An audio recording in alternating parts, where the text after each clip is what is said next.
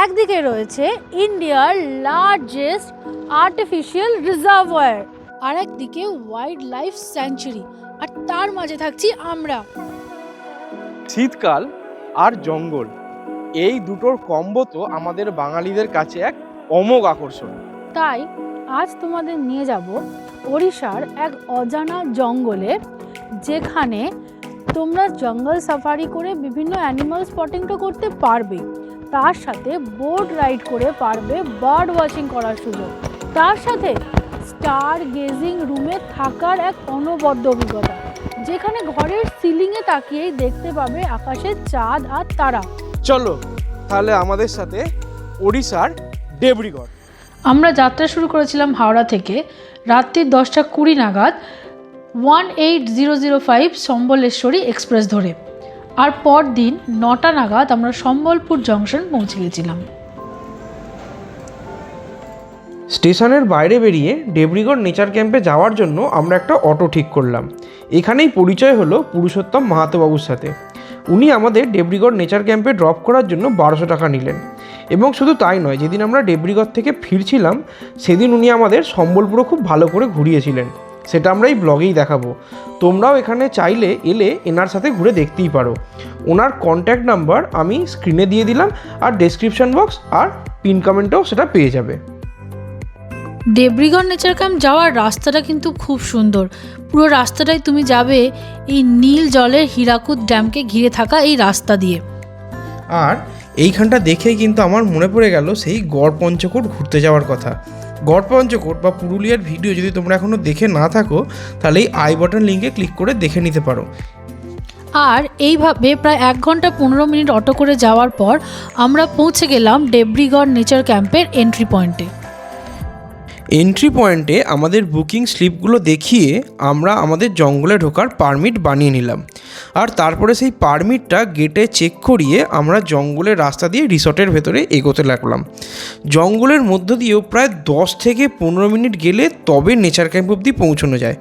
আর যেহেতু এটা পুরোপুরি জঙ্গলের মধ্যে, যেই আমরা এন্ট্রি গেট দিয়ে ভেতরে ঢুকলাম, আস্তে আস্তে আমাদের মোবাইলের নেটওয়ার্কের টাওয়ারও ভীষণ কমজোরি হয়ে এলো। সেই স্টেশন থেকে শুরু করে এই নেচার ক্যাম্প অবধি পুরো রাস্তাটাই পুরুষোত্তম বাবুই আমাদের চালিয়ে নিয়ে এলেন। আর যেদিন আমরা এখান থেকে যাব সেদিন উনিও আবার এখান থেকে এসেই আমাদের নিয়ে যাবেন। আমরা এসে পৌঁছে গেছি দেবরিগড় নেচার ক্যাম্পে। এবার ভেতরে ঢুকবো, আমাদের গাড়ি এই পর্যন্ত ছেড়ে দিয়ে গেছে। এবার এই যেখানে ইলেকট্রিক গাড়িগুলো রয়েছে সেগুলো করে আমরা ক্যাম্পের ভেতরে যাবো। সামনে দেখা যাচ্ছে এখন ভীষণ এক্সাইটেড লাগছে। আশা করি দুদিন এখানে দারুণভাবে এনজয় করবো। তোমরা তোমাদের পার্সোনাল গাড়িও যদি আনো, সেই গাড়িও পার্ক থাকবে এইখানে। আর তারপরে এইরকম ইলেকট্রিক যে গাড়িগুলো, মানে যেটা অনেকটা সেই গল্ফ খেলার গাড়িগুলোর মতো দেখতে হয়, এই গাড়িতে করে তোমরা পৌঁছবে তোমাদের কটেজ অবধি। এই যে দেখো, চলতে চলতে আমরা আমাদের কটেজ অবধি পৌঁছে গিয়েছি। চলো এবার এই জায়গার রুম টুরটা করিয়ে দিই। এখানে অনেক রকমের জায়গা আছে। আমরা নিয়েছি স্টার গেজিং রুম। এরকম রুম আছে 4টে। আমাদের রুম নাম্বার হচ্ছে 4। ঢোকার আগে দেখো এইখানে আমাদের বসার জন্য দুটো সুন্দর টেবিল চেয়ার করে দেওয়া আছে। সন্ধ্যেবেলা এসে বসে দেখবো কীরকম লাগে। এবার রুমের মধ্যে আসা যাক। তাই বললাম স্টার গেজিং রুম, সেই ব্যাপারটাও দেখাবো। তার আগে ঢুকেই যেটা চোখে পড়বে, দেখো এখানে একটা বড় আয়না, এখানে একটা ওয়ার্ডরোব, আর এখানে ঘরের মধ্যেও বসার জন্য দুটো টেবিল চেয়ার দিয়েছে। এছাড়াও এখানে জল দিয়েছে। এখানে আছে আরও একটা টেবিল চেয়ার, আর এখানে থেকে একখানা বোর্ড করে দেখানো আছে যে তুমি কী কী তারা এখান থেকে দেখতে পাবে। কতটা কি দেখতে আমি জানি না, আর তারা দেখার জন্য ফোকাসটা করতে হবে ওপরে। একটু পিছিয়ে গিয়ে দেখাও তুমি। দেখো এখন একটা ঢাকা আছে। এইবার যদি তারা দেখতে হয় তাহলে এই রিমোট দিয়ে এই একটা, আর এইটা দিয়ে আর একটা, এইগুলো খুলে দিলেই ওপরের আকাশ তোমার কাছে উন্মুক্ত। এইবার আজকে রাতে আমরা দেখার চেষ্টা করবো, জানি না কি দেখতে পাবো। স্টার গেজিং এরকম রুমে আমি তো এর আগে কখনো থাকিনি। আমার জন্য এটা ফার্স্ট টাইম এক্সপিরিয়েন্স। আর সব কিছু যখন দেখালাম, এবার তাহলে এদের বাথরুমটা একবার দেখিয়ে দিই। এই হচ্ছে বাথরুম। দেখো সিম্পল একটা ওয়েস্টার্ন স্টাইলে বানানো। এখানে গিজার আছে, এখানে হিটার, এবং যেরকম হয় খুবই পরিষ্কার পরিচ্ছন্ন করে এবং সব থেকে বড় ব্যাপার যেটা, যে আমরা জঙ্গলের মধ্যে আছি, বেসিক্যালি জঙ্গলের অনেকটা ভেতরে। এখানে আসার ডাইরেক্ট কোনো গাড়ি হয় না, তা সত্ত্বেও এরা এখানে এত ভালো ফেসিলিটি প্রোভাইড করেছে, মানে ভাবা যায় না। অ্যান্ড আমার এই জন্যই ওড়িশা ট্যুরিজমকে এত ভালো লাগে, এত সুন্দর করে এরা বানিয়েছে। আমরা চলে এসেছি লাঞ্চ করতে। এই যে এটা লাঞ্চের জায়গা, এখানে আবার যাব। ডাইনিং হলে এসে দেখলাম এরা লাঞ্চটা অ্যারেঞ্জ করেছে বুফে সিস্টেমে। খাবারের মধ্যে ছিল সাদা ভাত, ডাল, আলু পটলের তরকারি, উচ্ছে ভাজা, রায়তা, পায়েস আর মাছ। ডালটা কেমন খেতে পড়েছে, অন্যরকম উচ্ছে ভাজা। একটা আমরা যেহেতু মানে অনেকটা ওয়েস্টার্ন পার্টে এসে গেছি, একটা আন্ধ্রার টাচ আছে খাবারের মধ্যে। আর উচ্ছে ভাজাটাও বেশ অন্যরকম, কুচমুড়ে। এটা দেখে একটা আলুর তরকারিও পেয়েছি, এটা আলু পটল। আর খাওয়া দাওয়ার বেশ ভালো রকম সাউথ ইন্ডিয়ার টাচ রয়েছে। আলু পটলটা বেশ ভালো লাগলো খেতে। ডালটা অ্যাকচুয়ালি সম্বর ডাল। কিছুটা। লাঞ্চের পর বিকেলের দিক করে আমরা বেরোলাম জঙ্গল সাফারির জন্য। এখানে বলে রাখি, এই জঙ্গল সাফারি আমরা ইকো ট্যুরিজম ওড়িশার ওয়েবসাইট থেকে আগেই বুক করে রেখেছিলাম। সেই ওয়েবসাইট লিঙ্ক তোমরা ডেসক্রিপশন বক্সে পেয়ে যাবে। আমরা বেরিয়ে পড়েছি ডেবরিগড়ে জঙ্গল সাফারিতে। জঙ্গলের মধ্যে আমরা প্রবেশ করেছি এবং আমরা খুবই প্রিভিলেজড যে অন্তত আমার লাইফে ফার্স্ট টাইম আমরা একজন লেডি রাইডার কাম গাইড পেয়েছি, মারিগ্রেট নাম ওনার। তো খুবই এক্সাইটেড আমরা। উনি আমাদেরকে ঘুরিয়ে উনি আমাদেরকে ঘুরিয়ে দেখাবেন। এবং এটা ওড়িশায় নাকি এইখানে একমাত্র আছে লেডি ফার্স্ট লেডি গাইড। তো এইভাবে আমাদের সব জায়গায় উমেন এম্পাওয়ারমেন্ট প্রমোট করা উচিত। মানে আমার খুব ভালো লাগছে আজকে। আর আমরা যেহেতু 4 জনের জন্য গাড়ি বুক করেছিলাম, তাই আমরা পেয়ে গিয়েছিলাম একখানা থার। জঙ্গলে প্রবেশ করার কিছুক্ষণের মধ্যে যেটা প্রথম চোখে পড়লো, এই যে দেখো আমাদের ন্যাশনাল বার্ড ময়ূর।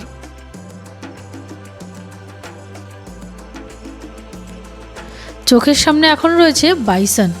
এত কাছ থেকে কখনো বাইসন দেখা হয়নি। এটা ডেবরিগড়ের সিগনেচার অ্যানিমাল। দেখতে অনেকটা শরীরটা গরুর মতো হলেও পায়ের কাছটা লক্ষ্য করো, পায়ের খুরের কাছ থেকে অনেকটা ওপর পর্যন্ত বেশ সাদা। কি সুন্দর না, আপন মনে ঘাস খেতে খেতে ঢুকে যাচ্ছে জঙ্গলের মধ্যে। আবঝা মুখটাও দেখা যাচ্ছে, ওই দেখো।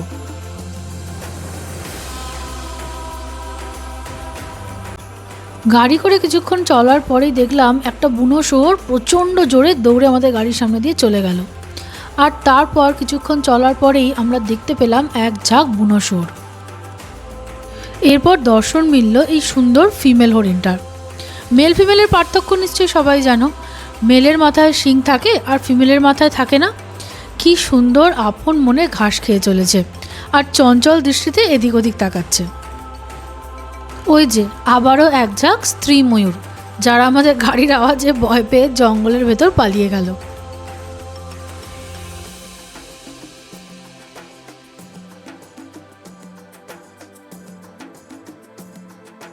জঙ্গলে চলতে চলতে এই জায়গাটা এসে আমাদের গাড়ি থামাতে হলো, কারণ এদিকে একদিকে যেমন রয়েছে ময়ূর এবং ময়ূরী উভয়ই, তেমনই অন্যদিকে ক্যামেরা ঘুরিয়ে দেখতে পেলাম এই সাম্বার হরিণ। পুরো গাছের ডালের রঙের সাথে মিশে গেছে। প্রকৃতির কি অদ্ভুত ক্যামোফ্লেজ না?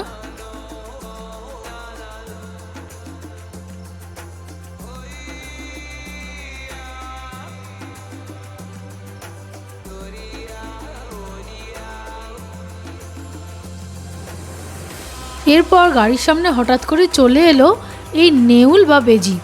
কি জানি কি যে খুঁজে বেড়াচ্ছিল, অনেকক্ষণ ধরে আমাদের গাড়ি আটকে রেখেছিল।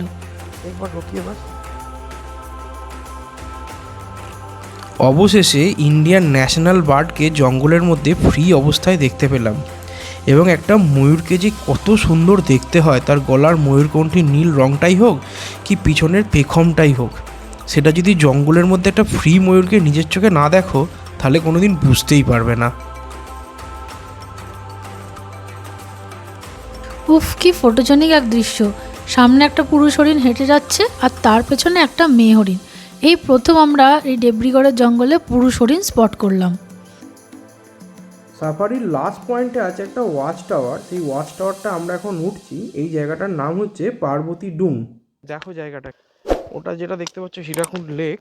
আমি এই যে ওপরে ওই অবধি ওঠা যায়, আমরা ঝট করে একবার উঠে পড়বো, উঠে পড়ে দেখবো এখানে কি আছে। এই যে পিছনে মিতাও আসছে।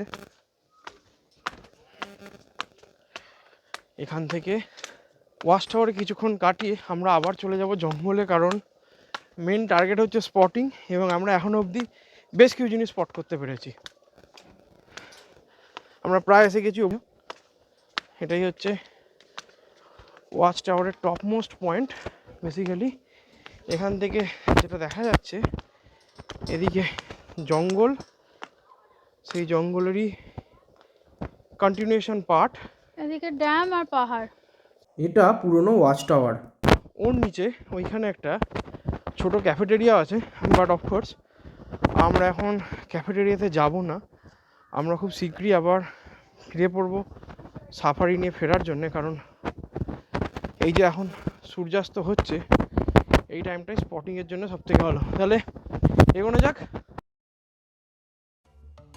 একটা কথা কিন্তু বলতেই হয়, ডেবরিগড়ের জঙ্গলে ওয়াইল্ড লাইফ ডেন্সিটি কিন্তু বেশ ভালো। তাই জন্য উফ কি দৃশ্য, আহা হা, ওরে বাপ রে। এরপর চোখে পড়লো এক জোড়া সাম্বার হরিণ। প্রথমে একজনকে দেখলাম পাতা খেতে, আর তারপরে আর একজনকে দেখলাম জঙ্গলের মধ্যে দিয়ে আস্তে আস্তে সুন্দর করে হেঁটে চলে যেতে। এই দুটোই ছিল ফিমেল সাম্বার। এরা সাধারণ হরিণের থেকে আকারে বেশ বড় হয়, এবং যেরকম দেখতে পাচ্ছ এদের গায়ে ছিটছিট দাগ থাকে না। আমার জীবনে এদের এত কাছ থেকে দেখার অভিজ্ঞতা এই প্রথম। এরপর আমরা পেলাম আজকের দিনে মোস্ট লাইকলি আমাদের সেরা স্পটিং, দুটো হরিণ যাদের মাথায় সবে শিং গজাতে শুরু করেছে, এবং সেই জন্য লক্ষ্য করে দেখো এদের শিংগুলো এখনও ধারালো হয়নি, একটু নরম আছে। আস্তে আস্তে যত টাইম যাবে ততই শিংগুলো শক্ত হয়ে উঠবে। ফিমেল সাম্বার তো এর আগে বেশ কয়েকটা দেখলাম, এই প্রথম দেখতে পেলাম মেল সাম্বার। এখানেও পার্থক্যটা সেই শিংয়ের। আমরা প্রায় অনেক অ্যানিমেলই স্পট করেছিলাম, শুধু চিতাবাঘ আর ভাল্লুক ছাড়া। সেই ভাল্লুকের দেখাও অবশেষে পেয়েই গেলাম।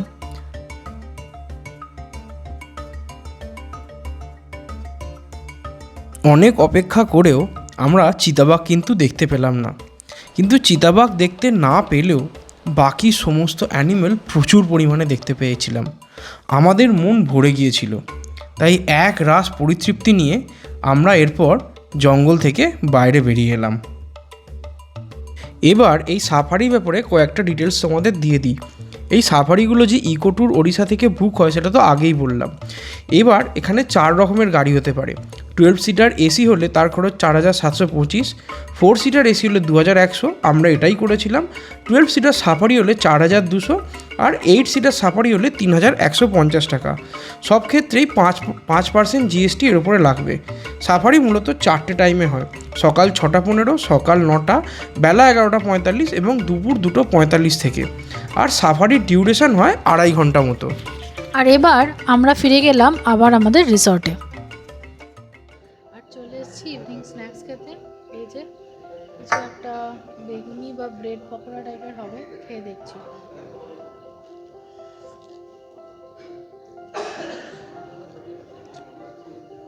এরকমই কিছু একটা ব্রেড পকোড়া টাইপের। আর আরেকটা জিনিস দেখাবো, এর পাশে হীরাকুন্ড ড্যামের ওপরে নেটের ভেতর দিয়ে যদি দেখতে পারো চাঁদের আলোর রিফ্লেকশনটা পড়েছে। মোবাইলে ওটা ভালো করে বোঝা যাচ্ছে না, ওই যে দারুণ দেখতে লাগছে ব্যাপারটা। আমরা এই যে স্টার গেজিং রুমে আছি, এই স্টার গেজিং রুমে থাকার একটা ইউনিক অভিজ্ঞতা তোমাদের সাথে শেয়ার করছি। আজ পূর্ণিমা, তাই আকাশে তাকালে ভালো করে চাঁদ দেখতে পাওয়া যাবে, আর বেশ কিছু তারাও দেখতে পাওয়া যাবে। আর সেটা আমরা তোমাদের দেখাবো এখান থেকেই, মানে ঘর থেকে। আমরা ঘরের বাইরে যাব না, বেরোবো না, ঘরের ওপরে সিলিং থেকে দেখাবো। দেখো আমরা ওপরের দিকে দেখলাম, আর এই আমাদের সিলিং খুলে যাচ্ছে and here is the moon. লক্ষ্য করে দেখো, ওইখানে দেখতে পাচ্ছ চাঁদ, পূর্ণিমার চাঁদকে, আর ওই হচ্ছে একটা তারা। এছাড়া আরও অনেক তারা যদি লক্ষ্য করো আকাশে দেখতে পাবে। ঘরে জাস্ট একটা আলো জ্বলছে, তাই চাঁদটাকে একটু টিম টিম করে দেখা যাচ্ছে। এবার যদি আমরা ঘরের আলোটা নিভিয়ে দিই, তাহলে পূর্ণিমার চাঁদের আলো যে কত জোরে সেটা দেখতে হবে। দেখো গোটা আকাশ আলোকিত হয়ে গেছে, তারাটাও দেখা যাচ্ছে আরও বড় করে। ইনফ্যাক্ট এই জায়গাগুলোয় এই যেগুলো দেখতে পাচ্ছ, এগুলো হচ্ছে গাছ। আমার জীবনে এরকম জায়গায় থাকার অভিজ্ঞতা তো এর আগে কখনো হয়নি, এই প্রথম, এবং আমি তো মুগ্ধ হয়ে গেছি। তোমাদের কেমন লাগলো এই জিনিসটা আমাদের কিন্তু কমেন্ট করে অবশ্যই জানিও। তোমরা কি কখনো এরকম কোথাও থেকেছো? কোথায় থেকেছো সেটাও আমাদের জানিও। রাতের ডিনারও ছিল বুফে সিস্টেমিং, যার মধ্যে ছিল এই মশালা রাইস, আর ছিল রুটি, এবং তার সাথে ছিল একটা বাঁধাকপির তরকারি, একটা বরবটির শুকনো তরকারি, সিমুইয়ের পায়েস আর chicken. Good morning from Debrigarh. এবার এই ডেবরিগড় নেচার ক্যাম্পের পুরো জায়গাটা, মানে এই পুরো যে এটা নেচার ক্যাম্পটা বানিয়েছে, এই জায়গাটা ঘুরে দেখা যাক। দেখো, আমরা কালকে এসে আমাদের যে গাড়ি ড্রপ করেছিল ওইখানে, ওটাকে বলা হয় 0 পয়েন্ট। ওখান থেকে ইলেকট্রিক গাড়ি করে তোমাকে সব জায়গায় নিয়ে যাবে। এবার এখানে কি কি রুম আছে বলি। আমরা যেরকম স্টার গেজিং রুমে আছি, সেরকম স্টার গেজিং রুম আছে মোট 6টা। আমাদের ওদিকে 4টে, ওদিকে যাবো, আর ঢুকেই দেখো এখানে আরও 2টো আছে। এগুলোতে থাকার খরচ হয় 6,000 টাকা প্রতিদিন, এবং তার মধ্যে তোমার সমস্ত খাওয়া দাওয়া ইনক্লুডেড। এছাড়াও আছে আরও 6খানা সিঙ্গেল সুইট, পৃথিবী, জল, বায়ু, অগ্নি, ভূমি এবং বায়ু। এবার তার মধ্যে দেখো এখানে যেমন এখানে দেখতেছো পৃথিবী, এখানে এগিয়ে আরও আছে। এই সবগুলোর দামই হচ্ছে 4,000 টাকা, 4,500 টাকা করে প্রতিদিন। খালি এক্সেপশনাল হচ্ছে বায়ুর দাম হচ্ছে 6,000 টাকা প্রতিদিনে। এবার এইখান দিয়ে যদি হেঁটে আসো, তাহলে এই সিঙ্গেল সুইটগুলো পড়ছে। এই সিঙ্গেল সুইটগুলো পড়ার পরে ওপাশটায় দিয়ে একবার দেখো, ওপাশে দেখা যাচ্ছে হীরাকুদ লেক। এই হীরাকুদ লেকটা আমরা আরও ভালো করে দেখতে পাবো, বেসিক্যালি যেটা ড্যামের জন্য তৈরি হয়েছে। এদিকে আছে আরও কিছু থাকার জায়গা, আর এখানে মানে কিচেন যেটাকে বলে, যেটার নাম হচ্ছে পঞ্চতত্ত্ব। আমাদের ঘরটা ওই দিকে। ঘুরতে ঘুরতে আমরা এখন চলে এসেছি জায়গাটা রেস্টুরেন্টের সামনে। এইটা হচ্ছে রেস্টুরেন্ট, এর নাম হচ্ছে পঞ্চতত্ত্ব। আর তুমি যদি তোমার পিছনের দিকে যাও, দেখো ওইখানে তুমি দেখতে পাবে যে সিঙ্গেল সুইট বলছিলাম, তার মধ্যে একটা এখানে আছে, এটার নাম হচ্ছে অগ্নি ছাড়াও যদি সামনে এগো, তাহলে এখানে তুমি দেখতে পাবে আরও একটা সিঙ্গেল সুইট, এই যে সামনে আছে, এটার নাম হচ্ছে বায়ু। মানে এগুলো যেহেতু কোনো পেট্রোল পোড়ায় না, পলিউশন করে না, তো ভেতরে চলাচলের জন্য সব জায়গায় কিন্তু এরকম ইলেকট্রিক ভেহিকেলই ইউজ করা হয়। বেশ অনেকটাই বড় জায়গা, সেই জন্য আমাদের ঘুরিয়ে দেখাতে অনেকক্ষণ সময় লেগে গেল। ওই যে জায়গাটা দেখতে পাচ্ছ, ওইখানে হচ্ছে আমাদের রুম, স্টার গেজিং রুম। তাহলে আমি থাকার যে জায়গাগুলো এখন অবধি তোমাদেরকে দেখালাম, একটা স্টার গেজিং রুমগুলো দেখিয়েছি, আর সমস্ত সিঙ্গেল সুইটগুলো আমি তোমাদেরকে দেখিয়ে দিয়েছি। এছাড়াও আর একটা থাকার অপশান আছে, সেটা দেখার জন্য আমাদের সামনে আসতে হবে। শেষ যে থাকার জায়গাটার কথা তোমাদের বলছিলাম, সেটা হচ্ছে এইটা বাইসন ব্লক। এটা মোটামুটিভাবে রিসর্টের একদম শেষে। এখানে মোট 8টা সুইট আছে, নিচের তলায় 4টে, আর ফার্স্ট ফ্লোরে আরও 4টে। আর এখানে থাকার খরচা 5,000 টাকা। আমরা এখন যাচ্ছি ব্রেকফাস্ট করতে। ব্রেকফাস্ট করে এই হীরাকুদ লেক দিয়ে আমরা যাব গোবিন্দপুর ভিলেজে। সেখানে নাকি অনেক মাইগ্রেটরি বার্ড দেখা যায়, শুনেছি তো তাদের মধ্যে বেশ কিছু এসেও গেছে। এবার গিয়ে দেখা যাক। অ্যাজ ইউজুয়াল ব্রেকফাস্টও সার্ভ করা হচ্ছিল বুফে সিস্টেমেই। আর ব্রেকফাস্টের মধ্যে ছিল কি দেখে নাও, এই যে জ্যাম পাউরুটি, লুচি, তরকারি, পোহা আর ডিম সেদ্ধ। আমাদের ব্রেকফাস্ট কমপ্লিট একদম। এবার আমরা যাচ্ছি বোট রাইডের জন্য হীরাকুদ ড্যামের ওপরে, হাইলি অ্যান্টিসিপেটেড ফর আস। সামনে ওই যে ওইখানে বোর্ড আছে একটা, হীরাকুদ ক্রুজ। ওইখান থেকে গিয়েই মোস্ট লাইকলি আমাদের ক্রুজ স্টার্ট হবে। এই যে আমাদের সামনে হীরাকুদ লেক, বিশাল বড়, সামনে দেখা যাচ্ছে না, as if almost like a ocean. তো বাকি সব কিছুর মতোই হীরাকুদ ক্রুজও কিন্তু বুক করতে অনলাইন বুক করতে হয় ইকো ট্যুর ওড়িশা থেকে। আর না হলে তোমরা এখানে এসে এই স্পটেও কিন্তু বুক করতে পারো। দুর্দান্ত, ফার্স্ট ভিউতেই তো প্রেমে পড়ে গেলাম ড্যামটার। হ্যাঁ কি সুন্দর দেখো, ঢেউ আসছে না, অ্যাজ ইফ ফিল হচ্ছে যে ড্যাম তো নয়, যেন অলমোস্ট একটা ওশান। এইটাও প্রচন্ড দুলছে। হ্যাঁ মানে Oh my কোনো God. একটা ড্যাম বা লেকে যে কিভাবে এত ঢেউ হতে পারে কে কি করে ভুলবে। এবার দেখো মিতার কিরকম অবস্থা, টাইট হয়ে গেছে। But this is exciting, very exciting.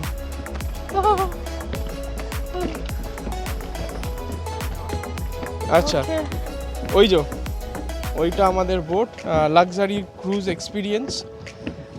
এখানে যাওয়া যেতে পারে তো অনেকজনেই, বাট আমরা যখন বুক করেছিলাম আমরা দুজনেই ছিলাম, সেই জন্য আমরা আমাদের মতো করেই বুক করেছি। চলো। ও মাই গড, উঠবো কোথা দিয়ে?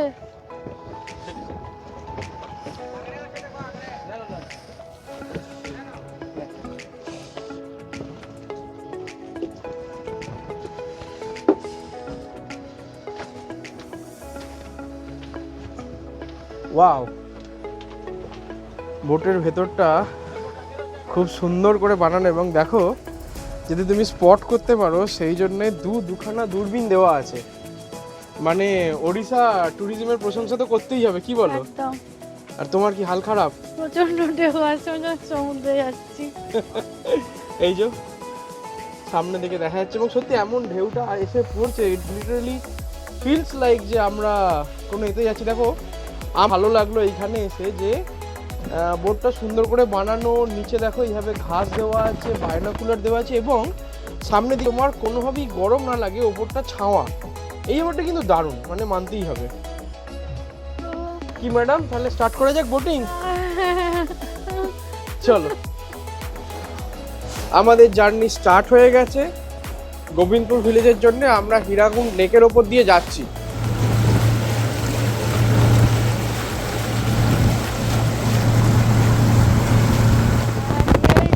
লাইফ জ্যাকেট পরে নিতে হয়েছে অফকোর্স। একদম, কারণ প্রচন্ড ডিপ, প্রচন্ড জল, হীরাকুদ ড্যাম বলে কথা।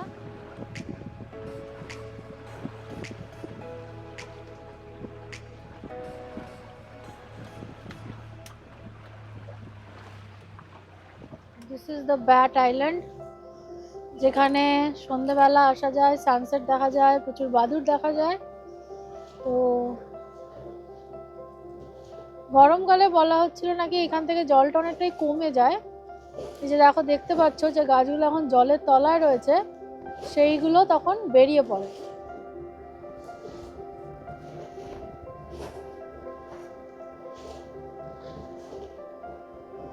এবং দেখতে পাবে এখানে দেখো একটা গাছ ভর্তি শুধু পাখি। তোমাদেরকে জুম করে দেখাচ্ছি। ও ও Oh my god. Oh my god. Oh my god.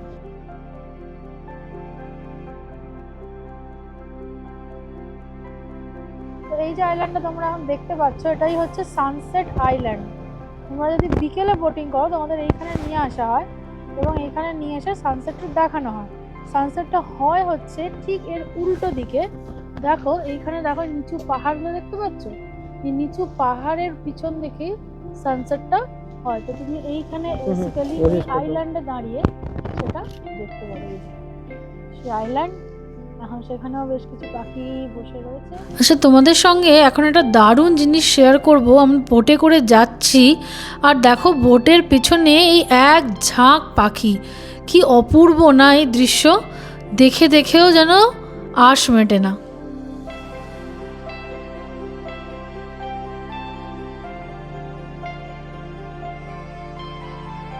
এখন যেটা দেখতে পাচ্ছ, এটা একটা ডুবন্ত মন্দির। মানে এখন যেখানে হীরাকুদ লেক, আগে সেখানে বেশ কিছু গ্রাম ছিল। ড্যাম তৈরি হওয়ার পর সেই গ্রাম এবং এই মন্দির সবই জলের তলায় চলে যায়, শুধু এই চূড়োটুকুই ওপর থেকে দেখা যায়। প্রায় 2 ঘন্টা বোট রাইডের পরে আমরা অবশেষে পৌঁছলাম গোবিন্দপুর বার্ড ভিলেজে। বাট দুঃখের বিষয়, এক তো উইকেন্ড, তার উপর আবার শীতকাল, দুয়ে মিলে এই জায়গাটা হয়ে উঠেছে এখন পিকনিক স্পট। আর সেখানে প্রচণ্ড জোরে মাইক চলছিল, তাই কোনো মাইগ্রেটরি বার্ড দেখার আশা এই পরিবেশে তার করাই যায় না। বোটিং করে ওইখান দিয়ে আমরা এসেছি। এখানে একটা ওয়াচ টাওয়ার আছে। বেসিক্যালি আমরা আগে এরকম ওয়াচ টাওয়ারটা দেখিনি, সেটা উঠবো না। আর এদের এখানে একটা ক্যাফে আছে। এই যে এই ক্যাফেতে আমাদের জন্য ব্যবস্থা করা হয়েছে চা এবং পকোড়ার। মিতা অলরেডি পকোড়া খাওয়া স্টার্ট করে দিয়েছে। কি পকোড়া? ভেজ পকোড়া। এই চা আর পকোড়া ছিল কমপ্লিমেন্টারি। এগুলো খেয়ে নিয়ে আমরা এবার ফেরার পথ ধরলাম।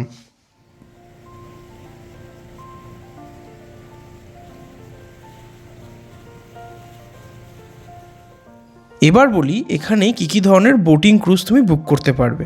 মূলত 3 ধরনের বোটিং ক্রুজ হয়। যে কোনো কিছুর জন্যই তোমার একটা 10 সিটার বোট বুক করতে হবে। গোবিন্দপুর বার্ড ভিলেজ আসতে গেলে নর্মাল বোটে খরচ পড়বে 4700 টাকা, আর লাক্সারি বোট হলে সেই খরচটা হবে 5500 টাকা। সানসেট আইল্যান্ড যদি আসতে চাও সেক্ষেত্রে নর্মাল বোটে খরচ হবে 4000 টাকা, আর লাক্সারি বোটের ক্ষেত্রে সেই খরচটা হবে 6000 টাকা। এছাড়া এদের কাছে আর একটা অপশান আছে, সেটা হচ্ছে bat island and island cafe. সেক্ষেত্রে তোমার এই খরচটা হবে 2520 টাকা। ফিরে এসে আরেকবার গেলাম হীরাকুদ ক্রুজ বোটিং পয়েন্টে সানসেট দেখার জন্য, আর তোমাদের সঙ্গে সেই সানসেটটা শেয়ার করব ড্রোন উড়িয়ে।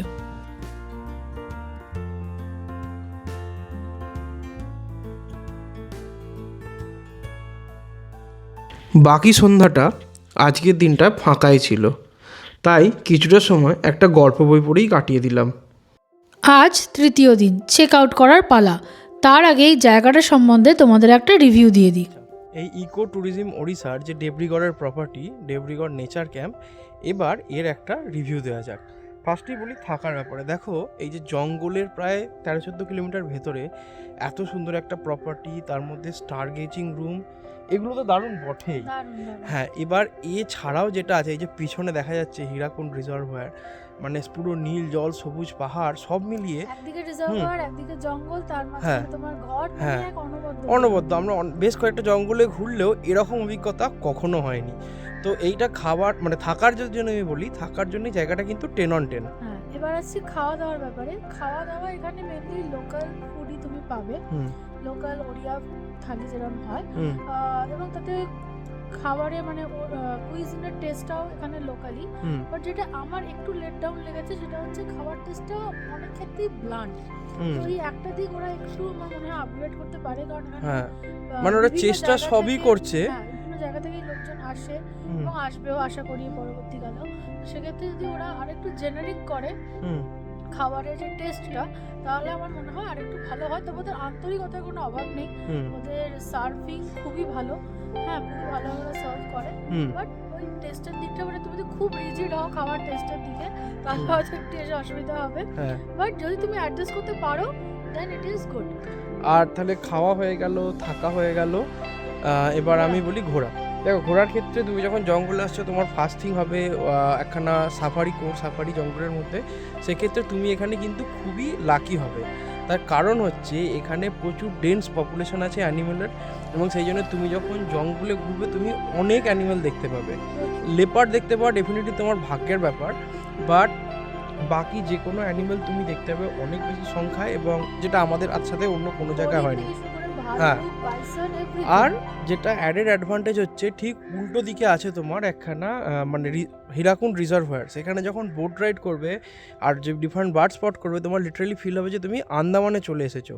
কারণ জলটা এতটাই নীল থাকে সকালের দিকে হীরাকুদ দিকে, যে ওইটা মানে দিগন্ত রেখা দেখা যায়, মানে ব্যাপারটা তুমি আর দেখতে পাবে না। হীরাকুদ যেহেতু লার্জেস্ট রিজার্ভয়ার ইন্ডিয়ার মধ্যে, তাই জন্য এই ফিলটা আসে যেন সমুদ্রে বোটিং করছো। তো সব মিলিয়ে খুব ইউনিক এক্সপিরিয়েন্স। খাওয়াটা যদি একটু অ্যাডজাস্ট করে নিতে পারো, এখানে এলে কিন্তু তোমাদের দারুণ লাগবে। চলো।